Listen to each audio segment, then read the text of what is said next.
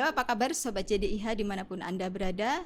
Saya Widya, senang sekali pada hari ini dapat berjumpa kembali dengan Anda semua dalam acara podcast JDIH KPU Kota Tegal. Dalam episode kali ini kita akan membahas tentang pemutahiran data pemilih berkelanjutan. Kita semua tentu tahu tentang data pemilih. Kita sering mendengar bahwa data pemilih merupakan salah satu isu yang cukup hangat dan selalu hangat untuk diperbincangkan. Mungkin Anda pernah mendengar tentang pemilih gila atau ODGJ, mungkin pernah mendengar juga tentang pemilih yang sudah meninggal dan hidup kembali dan sebagainya. Tapi ternyata KPU Kota Tegal khususnya saat ini juga sedang melaksanakan pemutahiran data pemilih. Namun lebih lengkapnya adalah pemutahiran data pemilih berkelanjutan. Nah, keberlanjutan semacam apa yang akan dilaksanakan oleh KPU Kota Tegal, kita akan membahasnya secara langsung bersama pakarnya, dan saat ini sudah hadir. Beliau adalah Bapak Imam Gojali, Ketua Divisi Perencanaan Data dan Informasi KPU Kota Tegal. Selamat siang Pak Igo. Selamat siang Mbak Sehat, Widya, Pak? Selamat siang Sobat JDIH dimanapun Anda berada. Sehat selalu ya Pak. Alhamdulillah sehat, berkat doa Mbak Widya juga. Amin, ya semuanya. Mudah-mudahan saya juga untuk Sobat JDIH dimanapun Anda berada. Pak, data pemilih nih Pak, selama ini kita selalu mendengar khususnya saat-saat pemilu, data pemilih itu sering jadi isu yang hangat sekali diperbincangkan dimanapun berada, karena ini terkait langsung dengan masyarakat. Iya. Tapi ini kan pemilu sudah selesai Pak. Betul.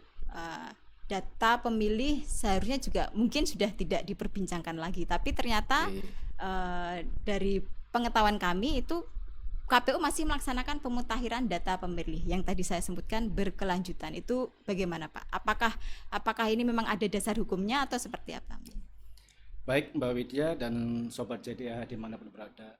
Sebelumnya saya perlu sampaikan juga bahwa di bulan September, awal September kemarin, KPU RI itu beraudiensi dengan Menteri PPN ataupun Kepala Bappenas. Di situ disampaikan bahwa Ketua KPU RI menyampaikan Pak Muhammad Abibuddin bahwa di non tahapan, ini kan masanya masa non tahapan, pemilu sudah selesai, ini non tahapan. Di masa non tahapan ini ada 3 program prioritas KPU dalam pembangunan demokrasi di Indonesia, dan ini juga bagian dari amanat undang-undang, khususnya undang-undang pemilu nomor 7 tahun 2017. Yang pertama adalah program prioritas tersebut adalah pendidikan pemilih pemula, pemilih rentan. Yang kedua adalah pemutakhiran data pemilih berkelanjutan. Dan yang ketiga adalah meningkatkan kualitas SDM ataupun jajaran segenap KPU, peningkatan SDM-nya. Nah, saya akan coba bahas yang dari 3 program prioritas ini tadi yang Mbak Widya sampaikan terkait dengan pemutakhiran data pemilih berkelanjutan. Jadi pemutakhiran data pemilih ini dilaksanakan di non tahapan ataupun di luar tahapan setelah selesai pemilu. Itu masuk dalam Undang-Undang Pemilu nomor 7 tahun 2017, khususnya di pasal 14 huruf L, 17 huruf L, dan 20 huruf L. Nah, di pasal 14 huruf L itu berkaitan semuanya itu tentang kewajiban KPU. Yang salah satunya baik yang pasal 14 huruf L itu kewajiban KPU, 17 huruf L itu kewajiban KPU provinsi, 20 huruf L itu kewajiban KPU kabupaten kota. Yang isinya dalam pasal tersebut adalah bahwa KPU berkewajiban untuk melakukan pemutakhiran dan memelihara data pemilih secara berkelanjutan dengan memperhatikan data kependudukan sesuai peraturan perundang-undangan. Jadi data pemilih ini sesuai dengan amanat Undang-Undang 7 nomor 72 Undang-Undang nomor 7 tahun 2017 ini, pasal khususnya 14 huruf L, 17 huruf L, dan 20 L khusus untuk KPU kabupaten kota adalah pasalnya adalah 20 ayat L yang disitu tadi menyampaikan untuk memutakhirkan dan memelihara data pemilih secara berkelanjutan. Nah, Dari dasar payung hukum Undang-Undang Nomor 7 Tahun 2017 inilah, artinya di luar non tahapan ini, di luar pemilu ataupun pemilihan non tahapan ini, kita punya kegiatan sesuai dengan amanat undang-undang adalah pemutakhiran data pemilih berkelanjutan. Dari undang-undang tersebut, Undang-Undang Nomor 7 Tahun 2017 tersebut, dengan dasar itu KPU membuat sebuah peraturan. Peraturannya adalah Peraturan KPU Nomor 1 Tahun 2005 tentang pemutakhiran data pemilih berkelanjutan, atau disingkatnya, sering lebih disingkatnya PDPB. Lebih singkatnya disingkatnya adalah PDPB. Pemutakhiran data pemilih berkelanjutan. Oke. Dari peraturan KPU ini Nomor 1 Tahun 2025 inilah, di situ dijelaskan tentang proses mulai dari pelaksanaan, prosesnya kegiatan PDPB, ya, terus apa-apa saja yang harus dilaksanakan dalam PDPB ini. Jadi memang kegiatan pemutakhiran data pemilih berkelanjutan ini memang bagian dari sebuah amanat undang-undang, khususnya di Undang-Undang 7 Tahun 2017, diturunkan lagi dalam sebuah pasal, dalam sebuah peraturan, yaitu Peraturan KPU Nomor 1 Tahun 2025. Seperti itu. Jadi intinya Peraturan KPU Nomor 1 Tahun 2025 itu adalah semacam turunan dari undang-undang. Undang-Undang Nomor 7 Tahun 2017. Ini menjadi semacam payung hukum kita dalam melaksanakan proses ataupun kegiatan PDPB ini. Dan ini bahwa PDPB peraturan KPU ini Nomor 1 Tahun 2025 kan ditetapkan kemarin di tanggal 14 Maret 2025. Ya. Dan ini sekaligus juga untuk mencabut, mengganti peraturan KPU juga Nomor 6 Tahun 2021 terkait dengan PDPB, peraturan yang lama. Peraturan sebelumnya berarti peraturan Nomor 6 sebelumnya memang ada tahun 2021. Nomor 6 Tahun 2021. Jadi itu juga berbicara tentang PDPB juga. Cuman karena perkembangan dan sudah situasi kondisi dengan sekarang, akhirnya ada perubahan dengan sekarang mengeluarkan PKPU Nomor 1 2025. Secara otomatis mencabut PKPU Nomor 6 Tahun 2021. Intinya tentang PKPU ini Nomor 1 Tahun 2025 adalah tentang teknis mungkin ya Pak? Iya, teknis pelaksanaan PDPB tersebut. PDPB, betul. Jadi kalau dalam PKPU Nomor 1 2025 ini sebenarnya PDPB itu metodenya seperti apa? Cara memutakhirkan datanya seperti apa Pak? Ya.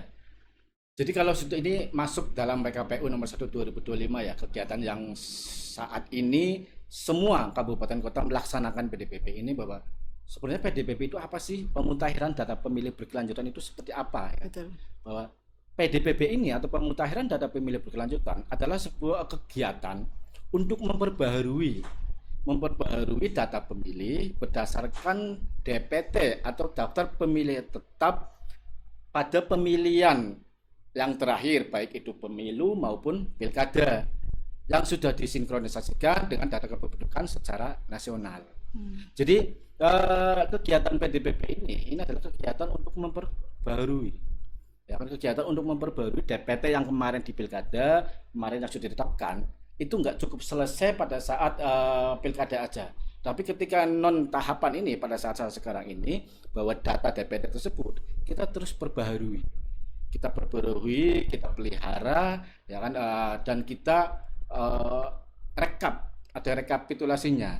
Nah, proses PDPB ini, bahwa proses PDPB ini dilaksanakan tadi sesuai dengan pasal, bukan cuma kabupaten kota, tetapi ada KPU RI, KPU provinsi, dan kabupaten sampai kota. RI. Cuman memang dalam waktunya berbeda. Untuk KPU kabupaten kota, kegiatan PDPB ini dilaksanakan setiap 3 bulan sekali. Oke. Sekali, sedangkan untuk provinsi itu 6 bulan sekali, dan untuk KPU RI juga 6 bulan sekali. Dan ini ketika ini masuk bulan September, saat ini kami khususnya KPU Kota Tegal sedang melaksanakan pemutakhiran data pemilih berkelanjutan ini untuk mau masuk ke triwulan ketiga. Jadi karena memang dilaksanakan setiap 3 bulan sekali, ada triwulan pertama, triwulan kedua, dan ini mau masuk ke triwulan ketiga dalam pelaksanaan proses.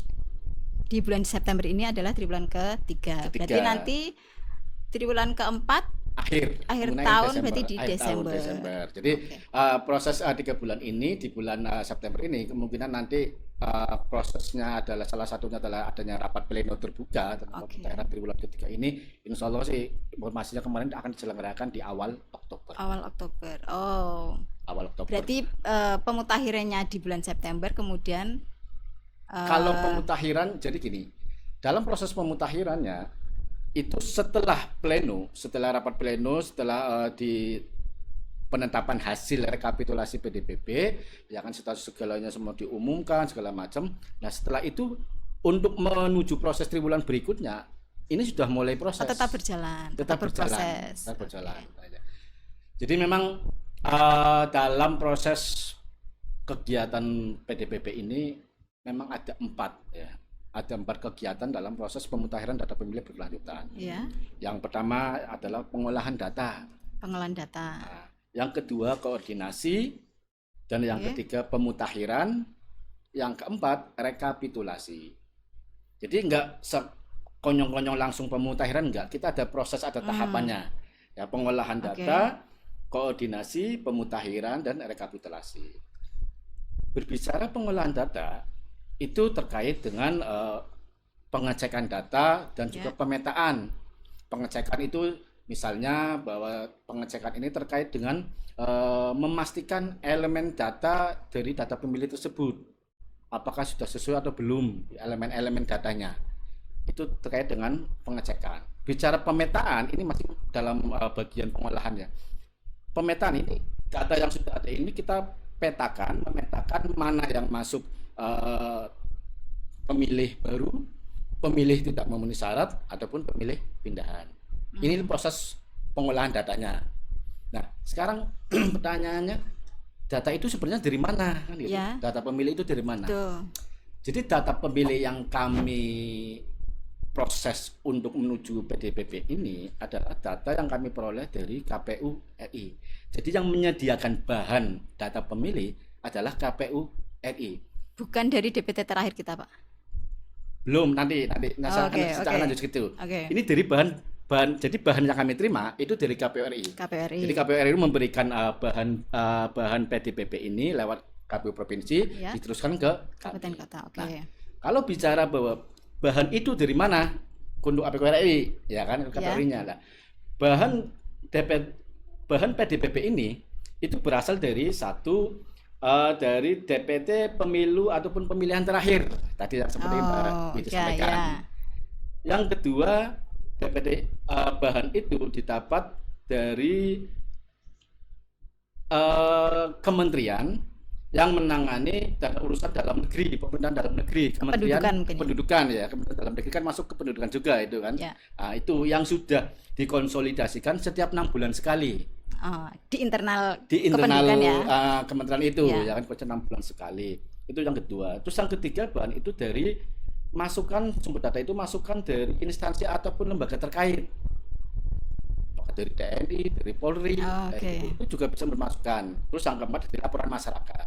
Nah, dari bahan 4 ini yang diterima oleh KPU RI itu disinkronisasikan, diselaraskan KPU oleh RI. KPU RI. Oke. Nah, setelah sudah jadi bentuk bahan data pemilih baru dikirim ke KPU provinsi sama Kota. kabupaten kota. Kalau dulu itu zaman tahapan itu ketika coklit ada yang namanya DP4. Ya. Nah, sebagai bahan ya, bahan untuk coklit untuk menuju proses ke TPS dan DPT. Itu kan bahan utamanya DP4. Ya DP4 itu ya dari Itu berarti cuma sekali kita menerima setelah tahapan atau setiap 6 bulan sekali tadi karena untuk menerima bahan itu kita menerima setiap 1 semester. setiap 1 semester, setiap 6 bulan ya, Pak. Setiap 6 bulan Betul. sekali. Jadi melakukan koordinasi. Koordinasi ini dengan siapa? Tentunya yang pertama adalah dengan Bawaslu sebagai lingkaran mitra kita oke. yang mengawasi ya dari Bawaslu. Yang kedua, ini saya berbicara KPU Kabupaten Kota, Mbak Widya ya. Ya. Artinya bahwa koordinasi kami selain satu dengan Bawaslu, yang kedua dengan Dukcapil, Dinas yang mengurusi kependudukan dan catatan sipil. Ya. Yang ketiga dengan Lapas bisa. Terus yang keempat dengan TNI Polri. Dan yang kelima dengan instansi terkait lainnya. Instansi terkait lainnya bisa aja misalkan dengan Kemenak. Jadi Kemenak ini Kementerian Agama. Jadi kenapa kita bisa koordinasi di Kemenak? Jadi salah satu syarat untuk masuk menjadi data pemilih kan syaratnya warga negara Indonesia. yang Ya. beberapa syaratnya adalah berumur 17 tahun Ya. lebih ya. Terus sudah menikah atau pernah menikah.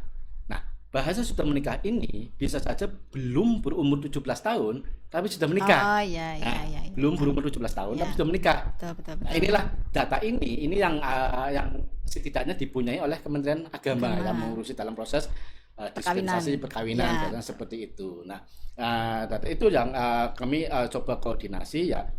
Dari koordinasi tadi dengan beberapa instansi ini ya tujuannya bahwa sebagai upaya untuk mendapatkan masukan terkait dengan data pemilih. Walaupun tadi ya data itu sudah disediakan ya, Ya. sudah disediakan oleh pusat, tetapi setidaknya kita melakukan koordinasi sebagai upaya untuk mendapatkan masukan data pemilih yang mungkin barangkali ketika mereka memberikan masukan data itu belum ada di data pemilih yang bahan kita Ya. ini.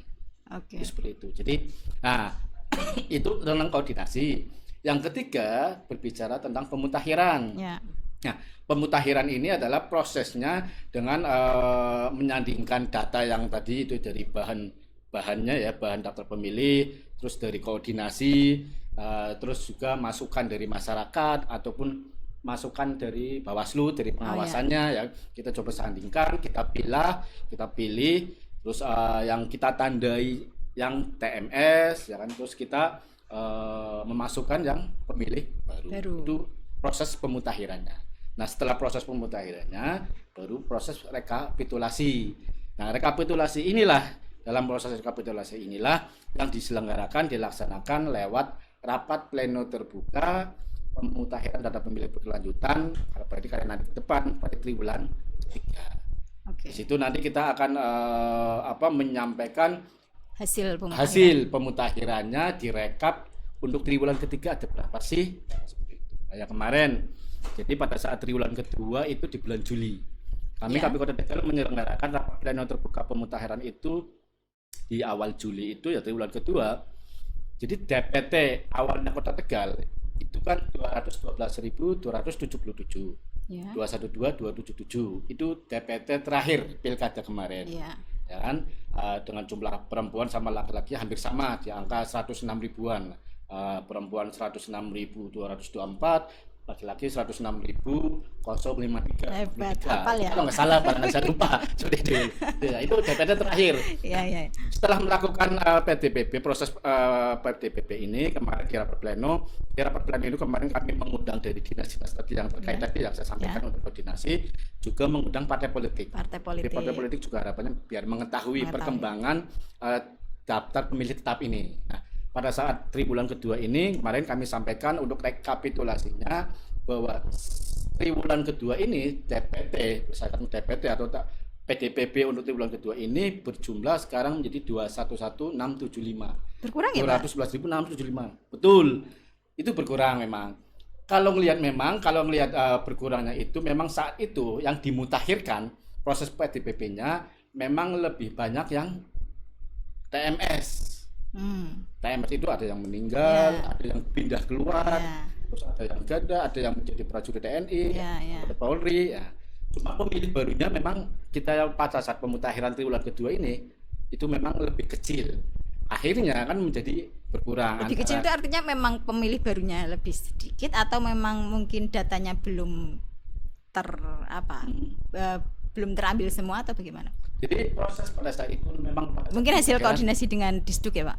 Betul, itu hasil koordinasi dengan Disduk juga, dan memang yang dimutakhirkan memang angka yang muncul di pemilih barunya memang sedikit. Tapi kita juga nggak tahu nanti untuk triwulan ketiga ini nanti yang akan insya Allah dilaksanakan di awal Oktober, apakah nanti pemilih barunya lebih banyak dibandingkan PMS yang akan menambah lagi. Kita juga saya belum berani ngomong dulu lah. Lihat nanti pada saat pleno terbukanya. Berarti nanti hasil rekapitulasinya dibawa ke tingkat provinsi, gitu ya Pak ya? Betul. Provinsi membuat atau melaksanakan rapat pleno juga, rekapitulasi dibawa lagi ke RI seperti itu. Jadi kalau proses tadi yang saya sampaikan ya bahwa untuk PDPP di tingkat KPU Kabupaten Kota setiap 3 bulan, sedangkan provinsi 6 bulan dan KPU 6 bulan. 6 bulan. Nah, pada saat PDPP triwulan kedua kemarin, berarti kan 6 bulan. Itu kami selain kami mengirimkan hasil rekapitulasinya, kami juga datang mengikuti rapat pleno terbuka di tingkat provinsi karena 1 semester, 6 bulan, triwulan kedua. Cuman nanti di Sep- bulan ketiga ini nanti nggak ada awal Oktober rapat itu nggak pleno ada di rapat pleno provinsi terbuka ya. di tingkat provinsi, itu nggak ada. Nggak Ya. ada. Tapi tetap kami Sampaikan ke sampaikan data RI. informasinya dan juga ke KPU RI di rapat provinsi seperti itu. Jadi rapat pleno terbuka di tingkat provinsi itu adanya setiap 1 semester. Ya, ya paham. Oh, berarti semua prosesnya melalui aplikasi Sidalih itu, Pak. Betul. Jadi proses ini Data-data memang itu melalui ya. aplikasi Sidalih, sistem informasi data pemilih. Jadi nggak apa ya, nggak manual ya. Ya, Misalkan kayak kemarin DPT terakhir kemarin sekian, Ya, terus ya. yang meninggal ada 10, yang pemilih baru ada 10, nanti cuma dikurangin di itu, nggak seperti itu. Tetap ya kita lewat aplikasi, kita tetap tadi yang saya sampaikan ketika TPS kita tandai, pemilih baru kita masukkan. Oke, oke. Oke. Ini Pak, terkait dengan mungkin karena di semester 2 kita sudah melaksanakan PDBP ya Pak. Dan di situ ada kegiatan juga yang namanya Coktas. Tadi juga Ya. Pak Ego juga sudah menyampaikan terkait Coktas. Itu Coktas itu apa Pak? Ya. Kalau kaitannya dengan PDBP ini. Jadi gini, Coktas ini memang nggak masuk, bukan nggak masuk ya, bahwa Coktas ini bagian dari sebuah pemutakhiran tadi, yang kegiatan tadi ya, kegiatan PDBP itu ada 4. Yang salah satu, yang ketiga adalah pemutakhiran. Nah, dalam pemutakhiran ini kita melaksanakan Coktas ataupun coklit terbatas. Ya, jadi Coktas itu coklit terbatas. Coklit terbatas. Pencocokan dan Penelitian terbatas. Oke. Jadi kalau dulu pada saat ada tahapan, Ya. itu ada namanya coklit. Coklit. Cuman saat itu di tahapan coklit itu dilaksanakan oleh badan ad hoc, Patarlih, ya kan, Patarlih, ya, ya, Patarlih betul. artinya. Nah, sekarang ketika nggak ada tahapan, ketika ada Coktas ini berarti kan harus dilaksanakan oleh dari Penyelenggara teman-teman kita ya, penyelenggara, KPU ya. KPU dari KPU kabupaten kota. Oke, Nah, siap. Coktas ini tujuannya sebenarnya untuk memastikan pemutakhiran itu, bahwa yang dimutakhirkan, bahwa data yang kita mutakhirkan itu misalkan katakan meninggal, ya kita sampel lewat Coktas itu. Coktas itu kita sampel, benar nggak data itu sesuai meninggal, atau misalkan pemilih baru yang baru berumur 17 tahun sudah punya KTP, kita Coktas ataupun turun ke lapangan Untuk memastikan gitu. untuk memastikan itu. Tapi melalui sampel ya. Melalui metodenya sampel, nggak sampling semuanya ya. tentunya toh, karena kan kita nggak ada ini ya SDM-nya gitu. Seperti itu. Tapi apakah ada landasan hukumnya Pak? Coktas itu? Apakah Ya, ada tersebut di dalam PKPU nomor 1 tadi atau mungkin ini semacam inovasi dari KPU atau seperti apa? Ya, kalau bicara landasan hukumnya ataupun penyebutan pasal B pasal, seingat saya yang saya baca Pak, peraturan KPU nomor 1 tahun 2005 dari pasal 1 sampai pasal sekian ya, dari bab 1 sampai bab terakhir ya, itu tidak menyebutkan soal Coktas yang pertama. Cuman bahwa Coktas ini yang tadi saya katakan ini bagian dari sebuah kegiatan pemutakhiran ya. Jadi yang tadi saya bilang 4 itu pemutakhiran kan, kalau pemutakhiran masuk dalam kegiatan, masuk dalam pasal PKPU itu 1 2005. Nah, kegiatan itu untuk memutakhirkan, untuk memastikan pemutakhirannya adalah dengan Coktas. Itu yang pertama. Yang kedua, bahwa Coktas ini juga dilakukan oleh KPU RI.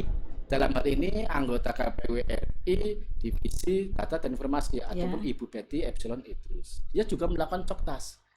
Nah, ketika pimpinan yang di atasnya melakukan Coktas, ya setidaknya menjadikan rujukan kita juga. Coktas itu berarti artinya kita turun ke warga masyarakat, ke rumah-rumah untuk memastikan data yang kita miliki itu betul atau enggak, seperti itu. Betul sekali. Jadi memang ya tadi termasuk Bu Betty tadi juga turun Bu Betty sama. ke lapangan. Jadi Bu Betty ke juga rumah-rumah. memang di atas di KPU RI juga dia turun langsung ke lapangan, walaupun enggak semuanya, mungkin sampel ya. Di kami di kabupaten kota juga melakukan itu semua Coktas dengan ya tadi seperti kalau dulu itu seperti coklit lah. Kita datang langsung, cuma bedanya hanya orangnya ya, bahwa yang mendatangi petugasnya. Kalau dulu memang Pantarlih. Ya secara kalau kita petugasnya ya dari kami, dari penyelenggara kota. Oke, jadi mungkin buat warga masyarakat mungkin kemarin ada yang bingung, yang sempat didatangi ini apa kok kayak gitu ya. Mungkin dari penjelasan Pak Igo mungkin lebih jelas kenapa saya didatangi, mungkin seperti itu. Yang didatangi kemarin siapa aja Pak? Jadi kalau kemarin kita kita coba bagi ya, karena Kota Tegal ada 4 kecamatan ya, kita bagi di 4 kecamatan, kita datangi semua. Jadi setiap 4 kecamatan kita mewakili. Dan kebetulan Coktas kemarin kami memang lebih tertuju, lebih fokus kepada pemilih yang meninggal dunia. Pemilih meninggal. TMS ya. Berarti ke kuburan, Pak. Sebenarnya bisa aja seperti itu. Ya kan, kalau memang tidak ada dukungnya ya kan, nggak, terus dari tetangga, dari RT nggak mau memberikan, menyatakan bahwa dia meninggal, terus ada keluarganya tahu bahwa itu makamnya ada, ya kita foto itu sebagai bukti dukung, karena itu pernah terjadi juga pada Pernah saat ya? COVID, Iya, ya pada oke. saat tahapan Iya, gitu iya. ya, pada saat tahapan seperti itu. Tapi kan kalau yang ini pemutahiran data pemilih berkelanjutan ini, data kan kita selain dari bahan dari KPU RI tadi, kita juga sinkronisasinya kerjasamanya dengan Disduk Capil. Betul. Artinya data meninggal itu kalau di Disduk Capil itu sudah jelas, sudah pasti, karena pasti sudah ada surat-surat keterangan meninggal dan sebagainya. Artinya itu sudah valid gitu. Apakah itu tetap dilakukan penelitian Coktas? Apakah tetap di Coktas atau yang bagaimana yang di Coktas? Kalau saya mengartikan, kemungkinan harusnya yang di Coktas itu yang semacam laporan masyarakat. Hai KPU, ini loh tetangga saya kemarin meninggal, cuman mungkin belum lengkap data-datanya, baru kita Coktas ke bawah memastikan kebenaran data dan sebagainya. Itu seperti apa, Pak? Nah, jadi kebetulan kemarin waktu kita Coktas pertama ya, kita kan untuk KPU Kota Tegal melaksanakan Coktas di akhir bulan Agustus. Jadi kebetulan itu kami mencoba berbarengan, ataupun data yang kami ambil untuk Coktas itu kerjasama dengan divisi teknis. Dari divisi teknis itu ada yang namanya pemutahiran data partai politik. Nah, jadi pemutahiran data partai politik itu Dari divisi apa, Pak? dari divisi teknis ya. Teknis. Oh, Dari oke. divisi teknis ya. Melakukan pemutahiran data partai politik itu data yang meninggal itu coba dimasukkan ya dalam pemutahiran itu, dan muncullah nama-nama anggota partai politik, baik itu ada yang pengurus dan juga banyak anak anggota itu yang meninggal, dan itu data itu menjadi bahan ya kan, bahan kami untuk melakukan Coktas. Artinya biar kebenaran ini, walaupun mungkin tadi saya sampaikan oleh Mbak Widya, mungkin data itu dari Diksucapil sudah benar pastinya. Betul. Ya, cuma kan kita juga bukannya kita nggak percaya atau enggak, tetapi setidaknya bahwa ini bagian juga untuk memastikan juga bahwa dalam divisi teknis pun ketika memutakhirkan data partai politik itu juga benar-benar, dan itu kita Coktas. Tapi kedepannya tadi apa yang disampaikan oleh Mbak Widya, bisa aja Coktas itu dengan masukan tanggapan masyarakat. Betul sekali. Iya. Tapi gini Mbak Widya, artinya bahwa saya senang ya diberi kesempatan untuk duduk dan berbicara dalam podcastnya JTI ini. Nah, bahwa saya mencoba bahwa kegiatan dari KPU Kota Tegal saat ini salah satunya adalah tentang pemutahiran data pemilih berkelanjutan. Harapannya bisa diketahui oleh semua elemen masyarakat. Betul. Bahwa tugas kami sebagai penyelenggara pemilu itu tidak selesai pada proses tahapan. Tapi ketika non tahapan pun kami masih punya tugas-tugas yang diamanahkan oleh undang-undang. Ya. Ini adalah salah satunya pemutahiran data pemilih Berkelanjutan. Harapannya dalam proses pemutahiran data pemilih berkelanjutan ini ada partisipasi aktif dari semua elemen masyarakat ya. Elemen masyarakat untuk misalkan yang baru pindah ke sini, yang awalnya dari daerah kabupaten kota yang lain, pindah ke Kota Tegal dan sudah mempunyai KTP, dia bisa aktif melaporkan terkait untuk dijadikan atau dimasukkan dalam daftar pemilih.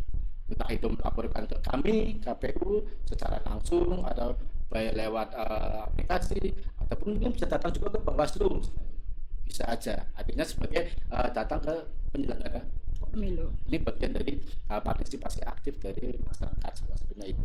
Sama juga ketika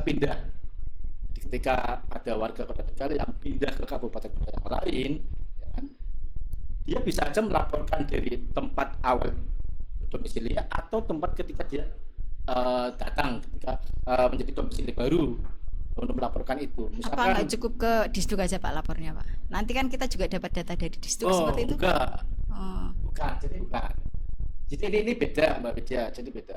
Jadi dalam proses PDPP ini ketika laporan tadi ya, masyarakat yang diminta untuk partisipasi aktifnya ketika pindah ya, bisa datang ke kami ya kan, ataupun laporan ke Bawaslu atau ke penyelenggara kami dalam KPU, biar datanya itu dimasukkan dalam kabupaten kota tempat di mana dia sekarang berada. Oh, iya iya iya iya. Contoh jadi Iya iya iya, betul. kebetulan ini ada penyelenggara pemilu dalam hal ini staf KPU Kota Tegal ya. Nah, saat ini dia pindah ke Brebes. Ya, Dari Kota Tegal, akhirnya KTP-nya kan sekarang sudah masuk Brebes. masuk Brebes. Kalau prosesnya memang lewat Dukcapil, Ya. ya kan. Cuman ini kan bagian dari ketika dia sebagai pemilihnya, agar dia tetap bisa menggunakan hak suaranya, tetap sebagai pemilih. Nah inilah warga ini yang untuk melaporkan ke Oh, artinya mungkin gini, kalau cuman ke Disduk mungkin terhapus di sini gitu ya Pak ya. Mungkin Ya. terhapus sebagai pemilih di sini, tapi kalau tidak melapor dia akan nggak tercatat di Brebes seperti itu atau gimana? bukan. Jadi tadi kalau ke distrik kan hanya proses pemindahannya. Ketika dia pindah KTP ya, KTP Kota Tegal ke Brebes, mungkin urusannya di Dukcapil kali ya. Ya. Itu Dukcapil. Tetapi bagi kami sebagai penyelenggara pemilu, harapannya partisipasi aktif dari masyarakat dalam hal ini adalah mereka juga tetap melaporkan ke penyelenggara terkait dengan dia sebagai pemilih, biar tetap menggunakan hak suaranya nanti pada saat pemilu berikutnya, biar tetap masuk dalam TPT lah. Iya. Seperti itu. Iya. Artinya ketika pindah dari Kota Tegal pindah ke Brebes, secara otomatis ketika dia punya KTP Brebes, artinya kan dia sudah tidak bisa masuk, tidak bisa memilih lagi di Kota Tegal. Iya.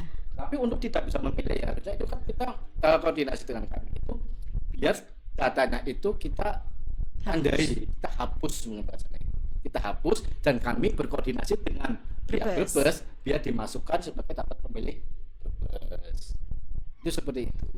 Nah, kalau bicara tadi soal masalah data bahan, ya saya ulangi lagi, bahwa bahan itu kami peroleh bukan dari Dukcapil, itu yang harus dicermati ya, bahwa bahan PDPP ini kami dapat tidak dari Dukcapil ataupun Dukcapil Kota Tegal misalkan, bukan. Jadi kalau data itu sudah terintegrasi di pusat, satu pusat. Jadi kami dengan Dukcapil hanya untuk berkoordinasi. Barangkali ada data-data mungkin yang elemen datanya kurang pas, kami minta masukan dari Oh, Dukcapil. berarti dengan Disdukcapil itu nggak ada kaitannya dengan perolehan data dari Enggak. Disduk kemudian disinkronkan gitu nggak? Bukan. Jadi tadi bahwa bahan PDPP ini ataupun data pemilih ini secara utuh itu kami peroleh itu dari KPU. KPU datanya itu dari mana? Sesuai dengan peraturan KPU nomor 1 2025, data yang diperoleh KPU itu dari DPT terakhir. Terus dari data kependudukan yang dikonsolidasikan setiap 6 bulan sekali oleh Kementerian Dalam Negeri. Iya iya iya. Ya, Yang ketiga data dari masukan dari instansi ataupun sumber terkait, terus laporan masyarakat. iya iya. Jadi bukan setiap kabupaten kota ataupun kami contohnya kabupaten kota itu data PDPP ini kita minta dari Dukcapil, bukan. Ya, tadinya saya berpikir bahwa memang data dari KPU RI kemudian kita sinkronkan juga dengan data yang di daerah, dalam hal ini di Disduk Kota Tegal seperti itu. Bukan seperti itu ya. Jadi bentuk kerjasamanya seperti apa Pak dengan yang? Jadi bentuk kerjasamanya yang tadi bahwa kita sebenarnya bukan kerjasama ya, tapi melakukan koordinasi. Koordinasinya Sesuai dengan peraturan KPU, bahwa KPU dalam melaksanakan PDPP dapat berkoordinasi. Jadi hanya misalnya terkait dengan kelengkapan dokumen seperti itu. Bisa juga, ataupun tadi elemen-elemen data yang kurang pas untuk memastikan, kita coba koordinasi ke sana. Misalkan contoh dengan tadi di Dukcapil, dengan Bawaslu misalkan ya, koordinasinya apa? Kita untuk sebagai upaya untuk mendapatkan masukan. Kayak coba kemarin kami koordinasi dengan tim itu datang ke Bawaslu. Ke Bawaslu, dan alhamdulillah memang ada masukan masyarakat yang diberikan ke Bawaslu, dan Bawaslu sampaikan ke kami bahwa Pak, ini ada data pemilih baru, ada data yang pemilih pindahan, misalkan ini sudah masuk sini, ini bukti dukungan ada KTP baru. Nah ini kan masukan nih buat kami. Nah inilah yang data itu yang masukan dari Bawaslu kita olah, ya kan, kita mutakhirkan, kita masukkan dalam sistem informasi data segala itu, dan nanti akan ditetapkan lewat rapat. Oke. Oke, intinya semuanya tujuannya adalah untuk lebih apa ya? Meningkatkan akurasi gitu ya, Pak ya. Betul, Data Mbak. pemilih Betul. khususnya nanti pada saat pemilu Pemilu seperti itu. berikutnya. Mungkin ada rencana di kita setiap 3 bulan kita lakukan pleno Pleno. rekapitulasi, tapi prosesnya tetap berjalan setiap saat gitu ya, Pak ya. Proses Berkelanjutan. rekapitulasi ini endingnya. Ya. Sebelum proses itu kita Ya, melakukan dari tadi pengolahan data, pengolahan data, pemutaran dan koordinasi. sebagainya. Ya, Ya, betul. betul. Oke. Oke, terima kasih Pak Igo. Mungkin sebelum saya tutup, apa ada mungkin pesan atau ingin disampaikan kepada masyarakat? Baik, Sobat CDH, sebelumnya saya ucapkan terima kasih eh, kepada Sobat CDH bahwa dalam proses pemutahiran data pemilih berkelanjutan ini saya mengharapkan kerjasama dan Partisipasi ya. masukan partisipasi aktif dari masyarakat khususnya Kota Tegal untuk bisa melaporkan jika memang dia sudah masuk menjadi pemilih, sudah memenuhi syarat pemilih, atau memang sudah tidak memenuhi syarat lagi untuk menjadi pemilih di Kota Tegal. Yang syarat menjadi pemilih sudah berumur 17 tahun, misalnya anak SMA, yang tidak memenuhi syarat lagi, misalkan yang meninggal atau setelah meninggal atau pindah domisili. Itu kami mengharapkan juga partisipasi aktif juga dari masyarakat. Tentunya kami juga berterima kasih kepada instansi dalam ini instansi terkait yang kami berkoordinasi ya Bawaslu, Sapil, Ya. TNI, Polri, Lapas, Kemenag juga. Kemenag. Ya, kami juga mengucapkan terima kasih ketika kami datang melakukan koordinasi sebagai upaya untuk mendapatkan masukan terkait dengan data. Siap. Oke. Terima kasih sekali Pak Igo Sama-sama, atas Mbak kehadirannya, Lydia. atas penjelasannya, pencerahannya. Mudah-mudahan semuanya khususnya terkait dengan data pemilih menjadi lebih akurat gitu ya Amin. Pak, lebih terjamin kebenaran Amin. datanya, dan khususnya lagi pemilihan umum nanti ke depan bisa lebih baik lagi gitu ya Pak ya. Amin. Terima kasih sekali Pak Igo atas Sama-sama. waktunya. Kehormatan bagi kami Pak Igo bisa hadir di sini. Sama-sama Mbak Widya. Baik, terima kasih Sobat JDIH. Kita telah saksikan bersama penjelasan dari pakarnya Bapak Imam Ghazali atau Pak Igo terkait dengan data pemilih berkelanjutan. Semoga semuanya bermanfaat. Terima kasih. Wassalamualaikum warahmatullahi wabarakatuh. Waalaikumsalam.